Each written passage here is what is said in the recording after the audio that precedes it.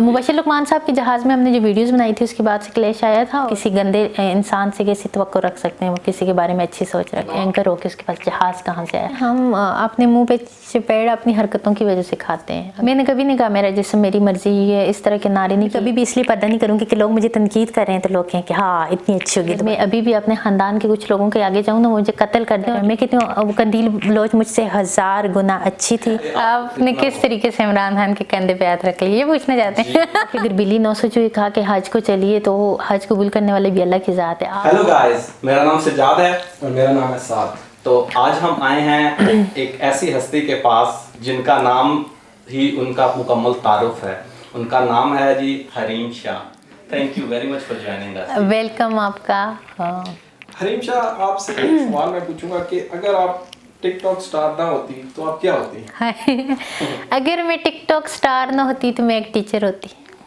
अच्छा, टीचिंग में आपने पुराने इंटरव्यूज में ये बताया है कि आपने मास्टर्स कंपैरेटिव रिलीजन में किया है। तो उसमें आपको किस तरह, यानी कि आप इस रिलीजन वाली साइड पे कैसे आई? मैंने मास्टर कंपैरेटिव रिलीजन में भी किया और इस्लामाबाद के अंदर दारुल अरकम के स्कूल्स में मैंने पढ़ाया भी है।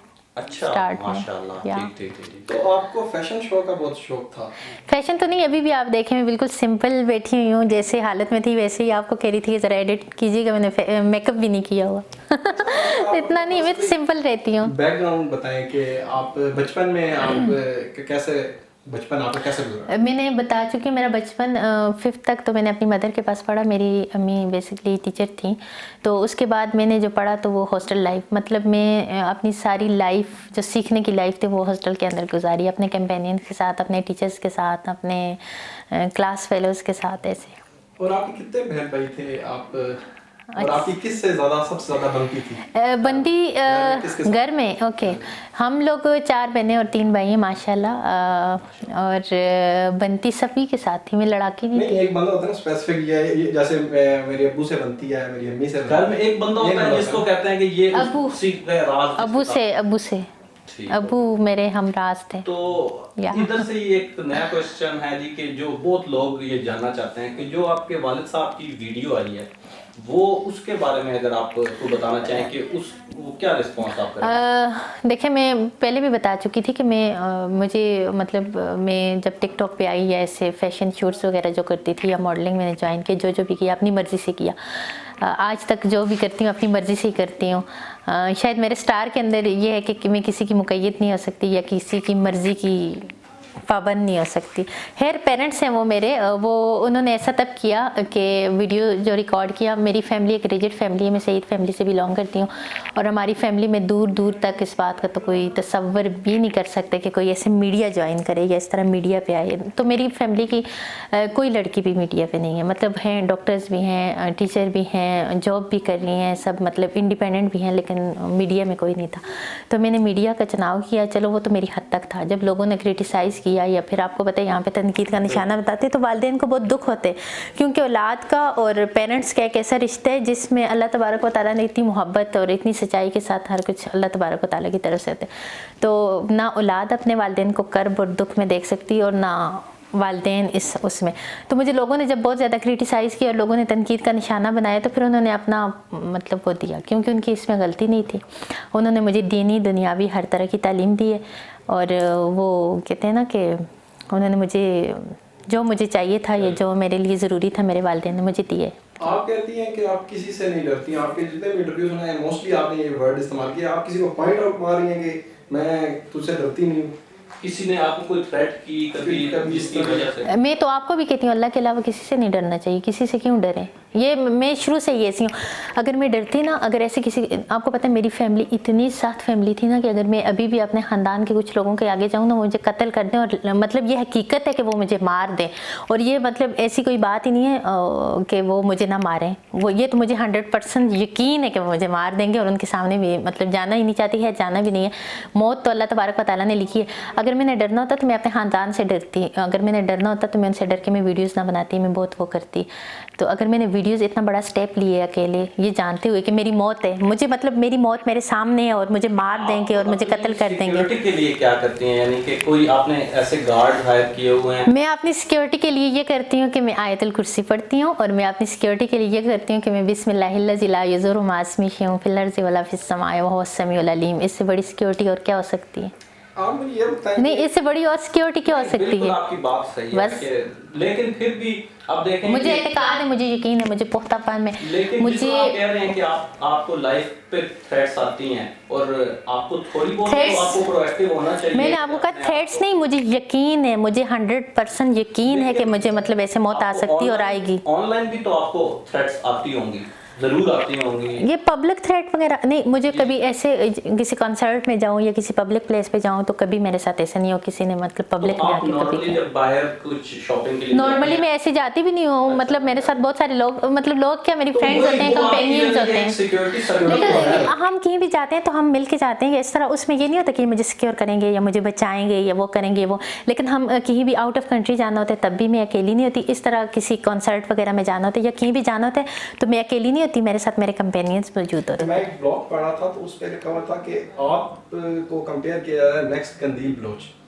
अच्छा, मैं आपको एक और बात बताऊं कि नबी सल्लल्लाहु अलैहि वसल्लम की हदीस मुबारक है कि जब दुनिया से कोई चला जाए तो उसके पीछे मत बोलो, किसी मुर्दा की बुराई मत करो। ये हमारे नबी सल्लल्लाहु अलैहि वसल्लम का फरमान है। अगर मुसलमान हो, आप उस नबी की उम्मत में से हो, तो नबी सल्लल्लाहु अलैहि वसल्लम के इस फरमान का आपको वास्ता, कंदील बलोच मर चुकी है, आप उस नबी के नाम का वास्ता उसके लिए दुआए मग़फ़िरत नहीं कर सकते, तो प्लीज़ उसको लोगों के साथ कंपेयर मत करो। क्या पता वो मुझसे ज़्यादा अच्छी हो, क्या पता वो मुझसे ज़्यादा नेक हो, और आप मेरे साथ उसका कंपैरिजन कर रहे हो। मैं कहती हूँ कंदील बलोच मुझसे 1000 गुना अच्छी थी और मुझसे बहुत बेहतर थी। अल्लाह तबारक व तआला उनको जन्नत में आला मकाम अता फरमाए। तो प्लीज़ कंदील बलोच को ऐसे डिस्कस ना करें और मेरे साथ डिस्कस ना करें। वो एक बहुत अच्छी लड़की थी और चली गई इस दुनिया से। अब उसके लिए दुआ करें, अल्लाह ताला उनको जन्नत में आला मकाम अता फरमाए। और नबी सल्लल्लाहु अलैहि वसल्लम की ये हदीस जिन तक पहुँच रही है, जो भी मुझे सुनेंगे देखेंगे, उसके बाद अगर आप उनको फिर डिस्कस करते हो तो आप नबी सल्लल्लाहु अलैहि वसल्लम के हुक्म की नाफरमानी कर रहे हो। वो मर चुकी हैं, वो दुनिया से जा चुकी हैं। हम कैसे लोग हैं, हम किसी की मुर्दा की रूह को भी हम तस्कीन अगर नहीं देख सकते, हम वहाँ से भी इंतकाम लेने की कोशिश कर रहे होते हैं, मुर्दों को भी नहीं माफ़ करते। अब वो उस दुनिया से चली गई है, उसका कत्ल हो गया, वो मर गई, वो दुनिया से चली गई। हमें चाहिए कि हम उसको अच्छे लफ्ज़ों से अगर याद नहीं कर सकते तो उसके लिए दुआ कर लें। ये कि आप कहें कि वो कंदील बलोच और वो कंदील बलोच और वो कंदील बलोच, मतलब इससे मुर्दा की रूह को अजियत होती है। अच्छा जी, एक लास्ट आपने मंथ सुना होगा कि बहुत बड़ी एक मूवमेंट चली हुई थी, फेमिनिस्ट मूवमेंट, मेरा जिस्म मेरी मर्जी। तो आप इस मूवमेंट में कहाँ स्टैंड करती हैं? मैंने कभी नहीं कहा मेरा जिस्म मेरी मर्जी, ये इस तरह के नारे नहीं किए। हर कोई वो देखे कि हम अपनी बहनों को, मेरे भाई मतलब अगर अपनी बहनों को या उनको निकालेंगे या बाहर कहेंगे कि पोस्टर लेके खड़े हो मेरे जिस्म मेरी मर्जी, ऐसे आपके घर में भी औरतें होंगी, आप कभी बर्दाश्त नहीं करेंगे कि उनसे ये नारे लगवाएं। ये वही लोग करवाते हैं जो किसी की माँ बहन बेटी की इज़्ज़त का ख्याल नहीं रखते। आपने की खैर अपनों की माओ बहनों इज़्ज़त का उनकी पासदारी नहीं है, वो लोग लड़कियों को निकाल देते हैं। कुछ इन्होंने ग्रोह बनाए हुए कि जाओ नारे लगाओ और बेहयाई फैलाओ। तो इस तरह की बेहयाई और उसमें मैं नहीं हूँ, मेरा बिल्कुल भी नहीं है, ना मैंने इस तरह के नारे लगाए। अच्छा, बहुत से ऐसे लोग हैं जिन्होंने हमें कहा है कि क्वेश्चन पूछिएगा कि जब आप बड़ी अच्छी बात है इस्लामी बातें करती हैं तो बहुत से लोग ये कहते हैं कि 900 चूहे खा के बिल्ली हाजी को चली। तो आप उस पे कैसे रिस्पॉन्स करेंगे?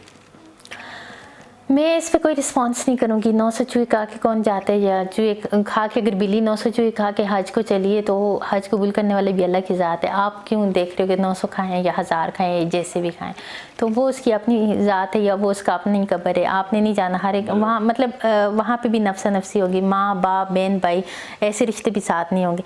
तो इंसान का अपना, इंसान के आप दिल को नहीं जान सकते और आप खुदा बन के दूसरों को जज ना करें। हाँ, आप ज़ाहिर सूरत को देख के या ज़ाहिरी उस पर कमेंट्स कर सकते हैं, लेकिन दिल के हालात सिर्फ अल्लाह जानते हैं। और आप अगर ऐसी बातें कर रहे हो तो जो खुद जैसे होते वैसी ही बातें करते हैं। आप किसी गंदे इंसान से कैसी तवक्को रख सकते हैं, वो किसी के बारे में अच्छी सोच रखें। आपकी इतने बड़े बड़े पॉलिटिशियन के साथ कैसे रिलेशन है? ये बहुत क्योंकि आप अगर आपने बहुत सारे इंटरव्यूज में बताया कि आप पीटीआई की वर्कर थी और आपके फैमिली में भी वर्कर थे, लेकिन बहुत से हमारे जानने वाले भी हैं जो वर्कर्स हैं और लेकिन कभी वो इस लेवल तक किसी से बात नहीं कर सके, वो बस दूर से या इमरान साहब को बाय बाय करते रहते हैं। आप किस तरीके से आपने किस तरीके से इमरान खान के कंधे पे हाथ रख लिया, ये पूछना चाहते हैं? वो मेरी खुशकिस्मती देखें कि मैंने खान साहब के कंधे पे हाथ रख के तस्वीर बनाई ना।